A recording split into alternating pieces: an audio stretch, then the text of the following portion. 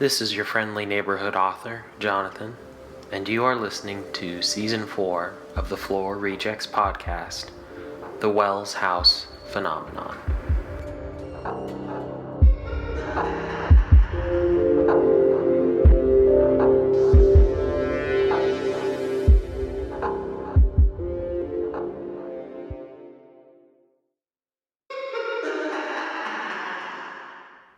Welcome back, once again, to the Floor Rejects. I know I don't have to say it, but I like to say it. Last week on the podcast, we covered a particularly interesting chapters. You can see my laptops in the background. And where we ended up was basically with Thomas, Warren, Edward, and Lila all kind of at an understanding. And mostly the understanding was that Warren is screwed. You already know all this, so I won't bore you with refreshers on it, but where we left off, Warren had kind of been knocked unconscious. So where we'll be picking up is... Oh, that's not a ghost, that's my cat. Where we'll be picking up is basically Warren waking up in his dream, because it was nighttime when he was knocked out, and so he's waking up within a dream, and then we'll continue on from there. So, I guess stay tuned. Ugh. Chapter 22, A Day in the Life. Wakey, wakey. Warren hears, and he scrunches his face, a dank smell stirring him to lean up, his head filled with foggy memories that didn't move as quickly as they normally did on account of the burning migraine. When his eyes did open, his whole world tilts on its axis. Good morning, lover. Edward greets from his full demon form. He leans against the doorframe of what Warren could only assume was his room. The lights were all off except for one flickering sconce. The walls, their intricate paneling and wallpaper marred by hideous water spots, cracks, and black patches. Then, Warren looks down at his bed and screams, leaping up from it and onto the soft, creaking, wet floor. The bed was black as well, the sheets and pillows rank with mold and lichen. Warren, so perturbed, takes a moment to reabsorb his memories. Then, as the horror of realization sets in, Edward smiles and bounces from the wall, his demonic teeth exposed as he laughs under his breath. You know, we always call them dreamscapes, but guess we just never had a name for nightmares. Most people wouldn't have a need for that, but you, Warren, get all the special treatment. 3 for the price of 1, sex demon, crazy money, a big house all to yourself with a fuckable staff, and yet it's still not enough. So tell me, Warren, why is that? He asks, as Warren furiously paces in a circle, so confused he doesn't even think about running. Warren, Warren, Warren! Edward yells, as Warren ignores him, now walking around the room pointedly, looking for a way out. Warren snaps up to look at him, his eyes full of angry tears. "What, Edward?" he hisses, a brave sense of aggravation in his voice. He was starving and cold, and on the brink of realization to justify his irritation. I asked you why I'm not enough for you, love. Edward asks. Warren laughs, his mind finally putting together a missing piece. "You know what you've done, but you know what just clicked?" Warren says, and Edward motions for him to continue and follow. Warren does so smugly, staring at the dilapidated house in its full glory. "You can't kill me. You can't hurt me because you need me," Warren explains with pride as he walks into the, now in ruin, kitchen. Lila stands tall, her demon form glowing red. "Warren?" she greets rather cordially. Edward tosses his head back and laughs, his mother joining in after a second. Edward walks around the island to stand next to his mother. I'm sorry, Warren, you're right. We can't kill you, but we can control every aspect of your life. We can show you the house as it truly is. We can change your memories to suit our fancy. We could show you what you've actually been feeding for breakfast. We can make your life so miserable and unbearable that you will beg me to milk you like the livestock you are to us, Edward says, and Warren shrinks down, his brilliant idea now dimmed. But don't take my word for it. Ask him, Edward says, reaching down behind the island and hoisting Thomas's limp body up onto the counter. "What the fuck? Thomas!" Warren rushes to Thomas, who lays still on the cold tiles. He's a little out of it, lover. Edward chuckles. He does his best to check the demon's vitals, but he's burning hot with no pulse and flames for pupils. Warren, do you like what you see? Your new reality? Edward asks, and Warren groans, rolling his eyes. I'll camp out. Who cares? I'll fix the house myself. I'm not giving in, Warren says, and Lila giggles, snapping her fingers. Suddenly, Warren's mouth feels strange, and he begins to choke. He reaches into his mouth, pulling at something stuck at the back of his throat. He pulls the stretchy thing until it snaps, but he still can't breathe, and he reaches in and pulls out another of the stretchy little tubes that he can't quite make out in the dark. He keeps repeating it, his vision fading in and out as he tried to clear his airway. Edward rolls his eyes, snapping his fingers as Warren gasps, clutching at the island's edge and struggling to stand. As he gets back to his feet, he moans, looking down at the little tubes wiggling on the white tile surface. No, Warren groans. Yes, dear, and I can make it much worse than that. During the day, too. It doesn't have to be a lovely home filled with eggs and bacon. It could be a rotting shell filled with carton after carton of earthworms. But if you give in, Edward says, snapping again, transforming the room back into what Warren was used to, a steaming pile of eggs and bacon in front of him, instead of wriggling worms, Edward and Lila smiling at him in human form. The only thing wrong is the crumpled body on the counter. or how about this? Edward asks, snapping again, the room swirling into nothingness, the four of them standing on the hill, nothing but a stone foundation and some rotting posts falling over all around them. I said I'll camp, Warren says, getting annoyed, his entitled nature beginning to swell, his real persona rearing back, someone who really didn't like being controlled. Fine, you got us, Edward says, snapping them back into the normal kitchen. Then Lila snaps. Let's try this. She says as smoke rolls over Thomas's body and slams up into the ceiling before rushing back down. As it clears, Thomas is down to his briefs, his arms and legs tied to the edges of the island. Lila giggles again, then opens a drawer and pulls out a butcher knife. No, Warren whispers as she stabs it into Thomas's hand. Thomas's eyes shoot open and his body strains against the table, his mouth opening to let out an awful screech. Yes, She says, cackling as she slides the knife out of her son, raising it up over his chest. He won't die, not with you standing next to him, and I will make sure you are next to him every second of the day, Edward says. You think he's the mean one? Wait till I get a turn with you. Lila says, bringing the knife down slowly towards Thomas's heart. Warren shoots towards the knife draped across Thomas's heaving body. Fine, he agrees, much to Thomas's unintelligible signs of protest. Excellent. Shall we do this in front of him, or maybe you prefer your room? Edward asks, his wicked grin sending acid up Warren's throat. On my terms, Warren says, and Edward slaps the counter. I want 1 week. That's all, Warren demands, and Edward rolls his eyes. What? He asks. 1 week. 7 days that you let me live that fantasy, at least during the day. That's all I want, Warren asks, putting on his weakest defense. Edward looks to his mother, who shrugs slowly. And then what? Edward asks suspiciously. And then, we can do this however you want, but I want 1 last week of not knowing, Warren requests. Edward mulls it over before sticking out his hand. Fine, lover. 7 days, starting now. He says, pulling Warren close and kissing him over Thomas's body. The rumbling begins, and the black smoke appears, originating from Edward's now black eyes and mouth, which hang open in front of Warren, who shouts into the blackness as it swallows him up. When he opens his eyes, he smiles as he feels Edward's hulking arm wrapped over his chest, tightening around him as his chest swells. He slides from the bed, a small groan coming from it as he dresses from the day, following the smell of breakfast, unaware of the time bomb he was walking into. Just in time, Lila chirps as Warren sets at his customary spot. His coffee was waiting, this time iced, and he smiles curiously at his live-in help. It's a scorcher today. Wanted to give you something cool to start it. She's upbeat, her gray hair shining in the light from the kitchen window.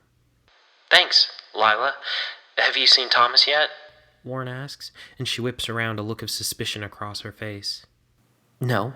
Why? she asks, and Warren is aback at her tone. I was just curious how he was healing up. With the cast and the sling and everything. He says, and she relaxes. If I had to take a stab at it, I'd say he'd be down here before Edward makes his trek to his room, she says, smiling as she serves him breakfast. Why does he do that? Always go to his room to get ready? Warren questions, and she shrugs. Probably a laborious skincare routine, she jokes, and Warren laughs just as Thomas limps into the room. He seemed worse, if anything, his limp more pronounced and posture shrunken down. Hey, Tom. Warren greets the man, who smiles at him half-heartedly. Good morning, Warren, he returns as the plate clatters in front of him. He forks at the runny eggs, and he's perturbed by something. What's wrong? Warren asks, and Thomas shrugs, glowering sullenly. He's just a sourpuss. I wouldn't worry about it, Edward says as he walks in. He's barefoot and only a pair of low-riding jeans toweling his damp hair. Warren makes a conscious effort not to ogle him in front of his family. Warren, are you going to join me today? I have a special project I could use your hands for, Edward asks, and Warren nods, scarfing down the rest of his breakfast as Thomas tears into an egg sandwich. Good. Meet me at the barn when you're done in the house, Edward tells him, and Warren hurries to his room to dress for a day of working in the sun. As he pulls his shirt on, his forearms burn from the stretch of it, his skin now healing from the poison oak. He heeds this and is more careful as he pulls his shorts and shoes on, and then hurries into his bathroom to brush his hair again, making sure he'll look as good as he could. When he gets out to the barn, Edward is waiting, still without a shirt, leaning against the building. I know you usually end up taking your shirt off, but this is a new record, Warren says, and Edward laughs. I just don't bother when it's this hot. Come on. Edward gestures. They traipse into the woods behind the barn. What is this project? Warren asks, watching the tight flexing back in front of him. You'll see. It's not far, Edward says, and just then the clearing with the watering hole comes into view. Seriously? Warren asks. What? You've never seen me swim. Edward grins over his shoulder. I guess that's true, Warren says, and Edward laughs again, running to the edge of the hole. He steps on the leg of his jeans and steps out of them completely nude in a matter of seconds. Warren is taken aback, like he was every time. The man was his dream. He was covered in the thick hair that told Warren his testosterone flowed through his virile veins. His long black hair fluttered in the breeze. His tight stomach, not rippled like a fitness magazine, but rounded and muscle-hard, flexed as he inhaled, his massive pecs bouncing as he stepped towards Warren, his manhood slapping gently at his thighs as he approached. Your turn, lover, he says, pulling at the hem of Warren's shirt, who eagerly disrobes, pawing at Edward as the man slowly grazed the skin of his sides, smiling at Warren as he pulled him closer, letting the man's turgid erection press into his belly. Damn it, Edward. How did I end up so lucky? Warren asks, which elicits a chuckle from Edward. You just fell into it, and for that, I think we are all eternally grateful, Edward says, pulling Warren flush to him to the point that Warren can feel his heartbeat from multiple points. Now, let's have some fun, Edward says, after a moment letting go before bolting towards the edge of the pool, his hirsute, globular backside bouncing deliciously as he leaps out into open space and falls with a large splash. Warren laughs and follows, whooping as he hits the icy water. Fuck, he yelps as he surfaces, his teeth already chattering. In a minute. Let's just enjoy this, Edward calls, already pulling himself up to the edge of the hole. He disappears over the edge, only to reemerge in the sky above Warren for a second before plummeting right next to him in a massive backsplash. Warren laughs, wiping his face as Edward comes up from the electric blue water and pulls him back over. I don't know whether this is too soon, Warren, but I need to tell you something, he says seriously, water trailing down in rivulets over his sculpted features. Okay. Warren is nervous, already running through possibilities. I love you, Warren Wells, Edward says, and Warren smiles, kissing the man passionately in the rocking waves. Not too soon at all. I love you too, Warren says. He knows it's only been a short while, but he was so enamored with this man, so captivated and intrigued. Plus, they spent all their time together, slept together, ate together, worked together. It felt natural to say it. While they embraced, the water began to level out, feeling less cold and more refreshing. Warren slides his hand under the water as Edward kicks for the both of them, pumping at Edward's pulsing cock. You are so impatient. Edward coos against Warren's mouth. No, this is impatient. Warren goads, sliding his hand around Edward and slipping a finger into the deep crevice, his finger zeroing in expertly on the tender pink flesh and tentatively prodding at it. Edward shoots up in the water in surprise. That is you, devil, Edward says with a deep laugh. He kisses Warren again, this time so passionately and long that they both sink under the water, their breath shared for a few moments as they floated towards the sandy bottom, their bodies writhing in this interesting low gravity. When they resurface, Edward paddles them towards the water's edge, and as he hoists himself up onto a rock ledge, Warren reaches out, stilling the man who had his chest on the ridge and his legs still in the water. Warren, what are you? Edward is cut off as Warren parts the two tense globes and slides his tongue up the man's cleft. Warren hums in enjoyment, flicking his tongue and grinding his stubbly chin into the hairy flesh. Lover. Oh. Edward murmurs, his backside now swaying in the air at Warren, tempting him. You do like that? Warren asks, and Edward looks back, smiling at him. Let's get up there and see where this goes. Warren commands, and Edward leaps up, pulling Warren from the water before climbing deftly up to the edge. When Warren hoists himself up, he finds Edward already in the grass, on his knees and elbows, his tan skin glistening wet in the steamy sun. Warren wastes no time resuming the pleasuring of his partner, thoroughly covering every inch of skin with his tongue, moaning and stroking himself as he pushed against Edward, the larger man pressing back, a delicate, frenzied dance of will. After a few moments, Edward reaches back, his hand on the back of Warren's head, who pauses. Fuck me, Warren Wells. The man orders him devilishly, and Warren, already aroused to the point of erupting at any moment, rears up, wiping his wet face, and places his hands on either of Edward's bent hips. You sure? Warren asks, and Edward nods, still looking back at him as Warren enters him, not being as cautious as he had been the first time around, knowing that his lover could take it. The man stiffens for a moment before relaxing into it, and soon the sound of wet skin slapping against wet skin fills the woods, accompanied by the mix of moans and yells of ecstasy coming from the couple in the grass. Please, I'm going to come, Edward says after a while, and Warren, chest heaving and masculinity at its peak, leans down into Edward's ear. Do it. He hisses, and Edward, with a tight grunt, shoots hard, his body contracting around Warren, who empties into Edward before collapsing into a heaving mess onto the large man's back. They lay like that for a long time, laughing and giggling at nothing. It's time to get some actual work done, Edward says after a long time, and Warren groans, lifting himself up and doing his best to dress quickly. Was this all just a ploy to fuck? Warren asks as they walk back to the barn. Of course it was. And to tell you that I love you, Edward says, stepping up to the barn doors. Well, I love you too, Eddie. Warren says, kissing Edward quickly before running to the house to grab his cigarettes. He smokes half a pack, just contemplating his happiness out on the front porch, smoke swirling around him as he enjoyed remembering the moments earlier in the day. Eventually, he came inside to read in the library before having dinner with the family. In the bedroom that night, Edward was already ready for seconds, and Warren gave them with gusto, completely elated to find someone so perfect for him.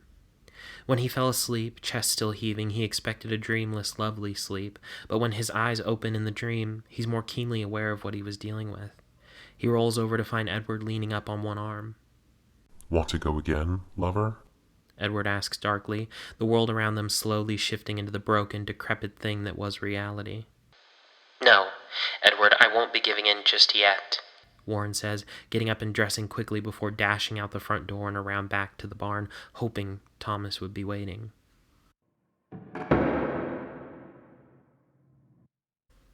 Okay, let's talk about this chapter.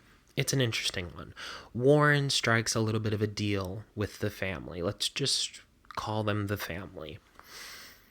Specifically, he strikes it with Lila and Edward. I know what you're thinking. It's kind of stupid for him to say, I want 7 days, and then that's it.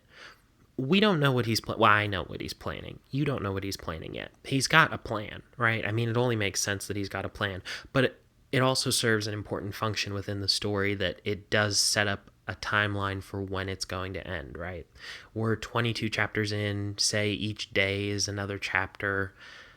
Maybe let's throw in a couple extra chapters. We'd be at 30, 31 chapters. I think that's a kind of appropriate length for a pretty sizable novel. Twilight's about 100,000 words. I'm at 80,000 words right now, so probably the story would end up about the length of Twilight. So we've set up the beginning of the end. We don't know what the plan is yet. We know that there are some plans that Warren and Thomas have worked through, but we don't know exactly how they're going to work, especially on such a tight time frame. We'll find out soon enough if they're going to work and how they're going to work. But I really like this chapter. I know I say that a lot. I really like it. I was thinking earlier this week about what I do for this pod. Not like what I do, but what I do. And at first I was like, maybe this is just porn. Maybe I'm just writing porn, which is like not a bad thing. It's not really what I set out to do. But then I went back and started just kind of pawing through some of my racier novels that I have in my collection, not things that I've written, but that other people have written. And then I texted my mom and I was like, how dirty are some of your dirty books? And she's like, they're really dirty. I think I'm still kind of on track for a gay Harlequin romance novel. And Harlequin, I think, has something to do with a time period. But you get what I'm saying. It's a gay romance novel. That's what I'm here to make. That's what I'm doing. I think it's a little bit of, no, I know it's a bit of internalized homophobia that when I write a sexual scene or a sex scene between two men, it feels too graphic to me sometimes, and maybe it is, but I don't think it is. I really do think that part of it is just my own internalized problems coming to surface that are like, oh, that's too much. Oh, that's too much. That you're bordering on pornography. First of all, that's the whole point, is to border on pornography. The whole point of pornography is like stimulating. But when you take away the pictures or the video and the sounds and all you have left are words describing what's happening, it's very hard to actually get to the point where I think it borders on pornography. Just because you've limited yourself so much with what you can and can't use as a descriptor. But I really like this chapter, not so much for the sex scene, which I find interesting. Still not enough words in the English language to describe a man's butt. There's really just not. I try. I really do. But so much of a Warren sexuality specifically is centered around the butt. And there's just not that many words for it. I wish there were. I really, truly wish there were, because it would make this so much easier. But there's not. But I do genuinely like how this chapter played out. And what I really like is the first part of it, not the sex part. I really like the first part that's kind of a true show of the family's power, a true show of exactly what they can do. And we're starting to get a glimpse into what Warren was actually walking into. And I need to kind of make this note to remind myself. So hopefully I remember. Hopefully. There's a couple loose ends we need to tie up, and that need to tie up in a way that they add to the story. So we need to deal with Mr. Mann, who came and inspected the vehicle. And I already know how that's going to work. I just have not written it in yet. I will probably, hopefully, this next chapter. And we also need to deal with the grandfather. I also have something interesting planned for that hopefully is a pleasant surprise to Warren and to you, the listener / reader / watcher. But I need to tie those loose ends up, and I've only got so many chapters left to do it, but I'm gonna. And I think it'll be a good way to tie them up. It's not going to be like I just throw it in there and it doesn't matter, blah, blah, blah. I think we'll be okay. But what I do like about the beginning of the chapter is this true display of power. And I love, because I did want to kind of venture into horror and not just into the horror of your brain being fucked with, but also the horror of paranormal, demonic sort of things. They're snapping their fingers. His throat is filled with worms. They snap their fingers again, and suddenly they're torturing the one person on this property that he doesn't actively despise when his mind is complete. I also write these things in a way, and this is going to be sound bad. I do write these things in a way that I kind of see them in my head in words, but I see them in my head, if that makes sense. And they're kind of erotic, even the not so much the worms coming out of the throat, but like this part where the smoke flies up, right? Like it swirls up around his body, it flies up, it hits the ceiling, and then it slams back down in this beautiful dramatic display. And then there he is, tied up in his panty. I know it's like bad, but also it's a horror romance novel. Like, it's not, we're allowed to get a little freaky deaky in here. So I really like that. There's something else that might bother you, and you can let me know. I say it all the time. You can email me at floorrejects@gmail.com. You can tweet me. Still haven't gotten a tweet yet. And let me know if it bothers you. But I like the way that when Edward is not playing games, when he's talking to Warren, both in his dreams and in the daytime, he calls him lover a lot. And I didn't do it for the first few chapters that they were together because I thought lover is kind of an intimate term. But there's something so romance novelly about being referred to as lover. And not only that, I think it is kind of like I guess forgive the pun, but it's a demonization of that word, because when he calls him that during his dreams, when he knows what's going on, it's like lover, like it's sick, it's demented, it's twisted. But he also calls him that during the day, and I love that juxtaposition. And I love the juxtaposition when they snap their fingers and all of a sudden everything's back to normal, and then they snap their fingers again and everything is decrepit and messed up. Everything is awful. They haven't played with that too much yet, and I think it's okay that they haven't, because as you're reading the story, as you're going chapter by chapter, you don't want everything revealed at the start and then you just know everything going in. That's not fun. You want mystery after mystery after mystery revealed. And I think that's interesting. The other thing that I need to tie up, hopefully make a note to myself, is the bathroom.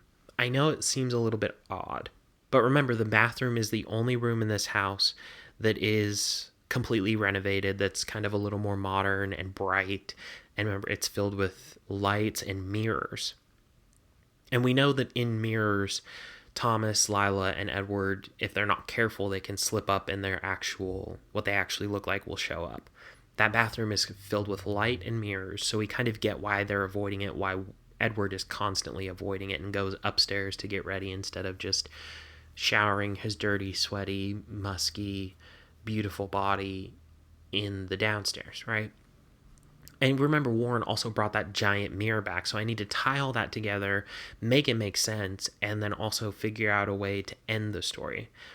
I know how it ends, but it's just getting there that's the hard part. So that's what I really like about this chapter.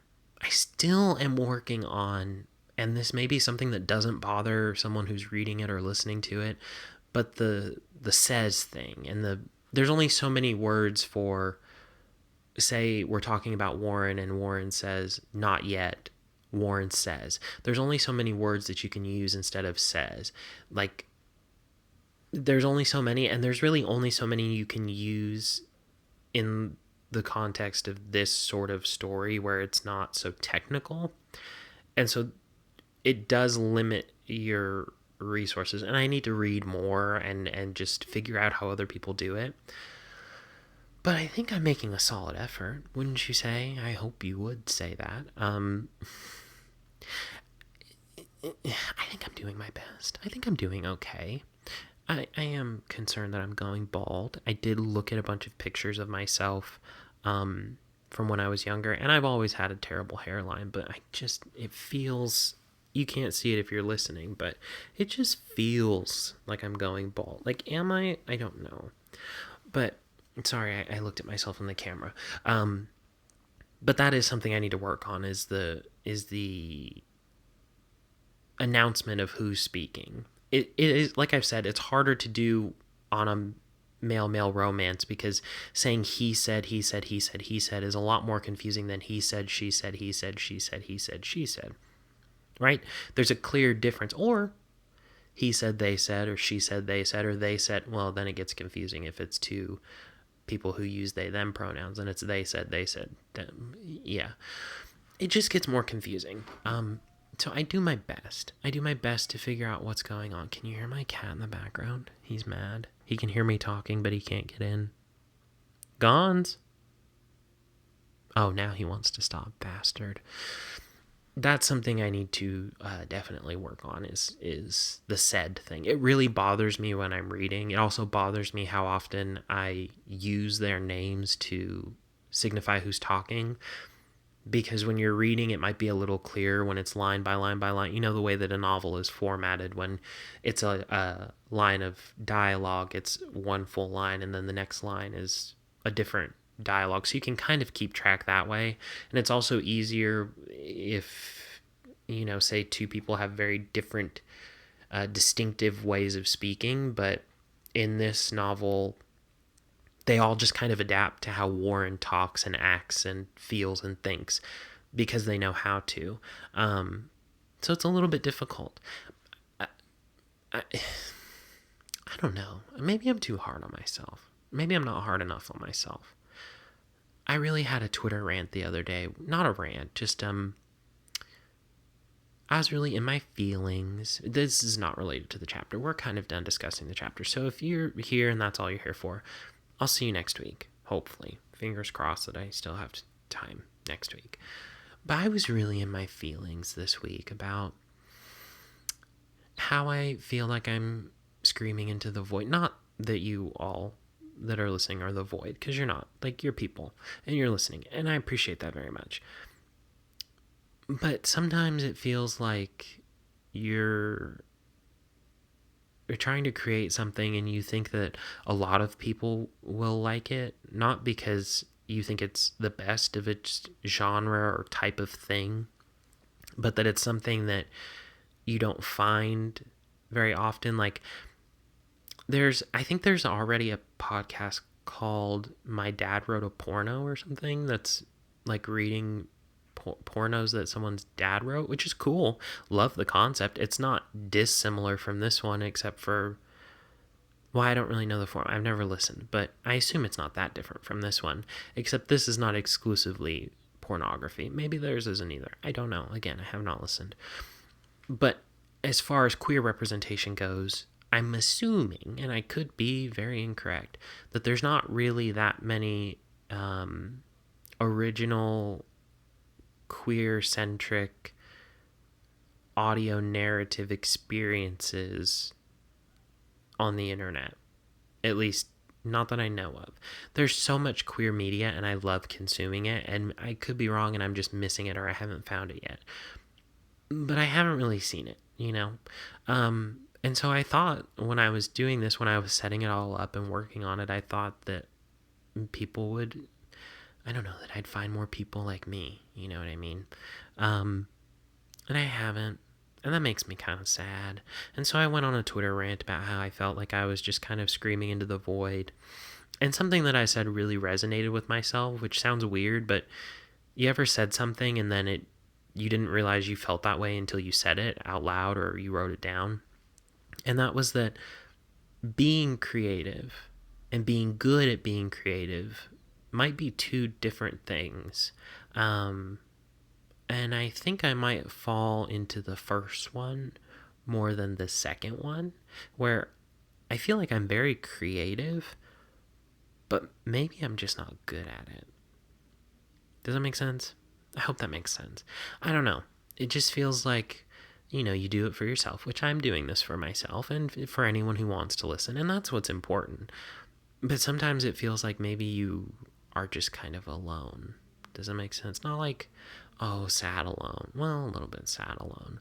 But it does kind of feel like when you make something that, even if it's not the best of what it is, but you're just kind of yelling into the void. Let me tell you, I listened to this song and it really made me cry. It made me cry when I was listening to it because it was so it really spoke to the way I felt. So I'll tell you what it is. Give me a second. Let me look at here in my music library because I really like it. It's a song that I found on TikTok. The actual person who's singing it was singing it. Where is it? I know I have it. Oh my god, I have the hiccups. Let me find it. No, not Apple Music, my library. I know what it's called. Let's search Apple Music. The song is called Prologue. Okay, it's a song called Prologue. Oh, but who's it by? Prologue. Chase? Something? Give me a second, and I'll tell you so that you can go listen to it. Okay, I knew that's what the name was. So it's from an album called Liminal. The song is Prologue, and it's by the artist Chase Petra, like Kim Petras, but without the S. And that song is kind of all about. One of the lyrics is something like, "No one's listening, but at least I've said my piece." And I think that's kind of where I'm at. I'm saying my piece and putting my creative things out there. And at the end of the day, maybe only 5 people listen, but I've said my piece. I've put as much queer content out as I could and said, here it is. Deal with it. Love it or hate it. I don't really care. But here it is. I'm bettering my craft, or trying. Am I getting better? We just don't know. I'm doing my best. And that's a realization that I had to come to on my own this week. And it was a tough one. It was. I'm still working on a couple of furniture rehab videos. I've got them edited. I just haven't done the voiceover for them because it's a little bit laborious to set up all of this stuff in like the middle of the day when it's quiet and record a bunch of audio. And I get annoyed very easily with work stuff. So it's a little challenging, but I'm working on them. I've got a couple chair flips, and I did just today pick up one of those vintage, like 1960s to 1980s Costco step ladders that also doubles as a kitchen chair. And it's in pretty bad shape, and I want to fix it up, and I want to make a video of it and just kind of show you how to do it because they're everywhere in peddlers malls and thrift stores and antique shops, and some of them are expensive and some of them aren't, but they're really cool, and I think they're all pretty similar. And this one's got like paint on it and dirt and dust, and it's nasty. So I want to see how much I can clean it up, and maybe people will be interested in that along with what else I'm doing. But that's pretty much it. I'm not going to bore you with my sad life story. Doing my best to survive here. COVID's been a difficult girly. Don't let the color changing lights fool you. They are knockoffs. They are not Philips Hue bulbs because I can't afford those. But I am drinking water. Water with Mio. Call me Loey Bug because I'm drinking water with Mio, girlies. I'm not drinking regular water because it's gross.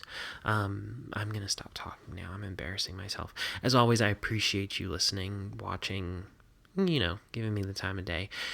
If you're, I hate to be that guy.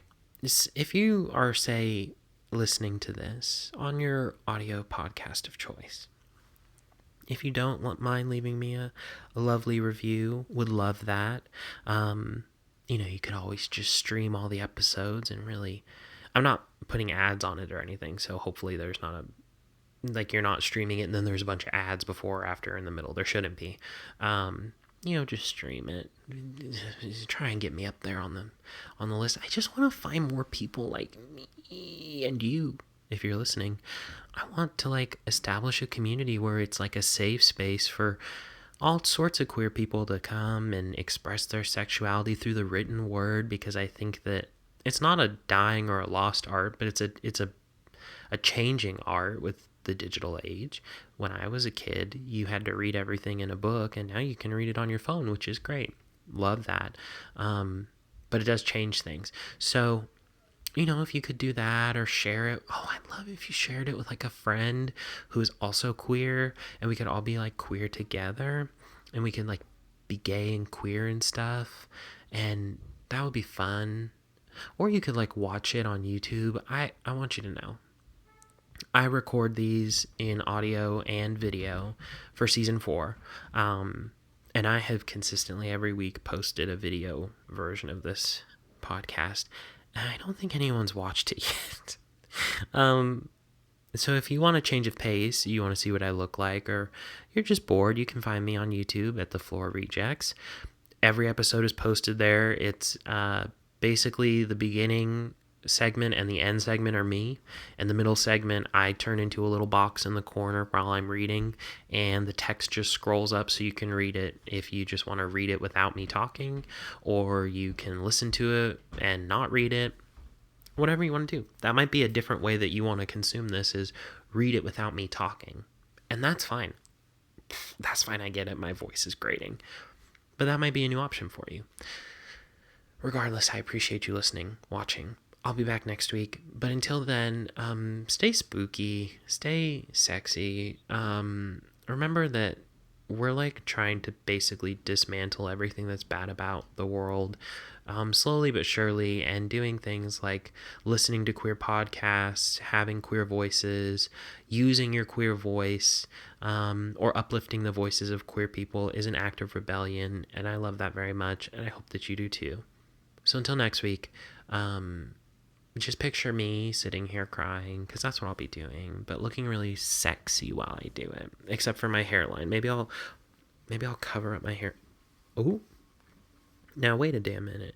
If you're just listening, you're missing out, because I just figured out how to just camouflage my hair. I just looked at myself in a mirror over there. It looks legit. Am I camouflaging my baldness? Yeah, I am. Regardless, I appreciate you very much. Okay, bye.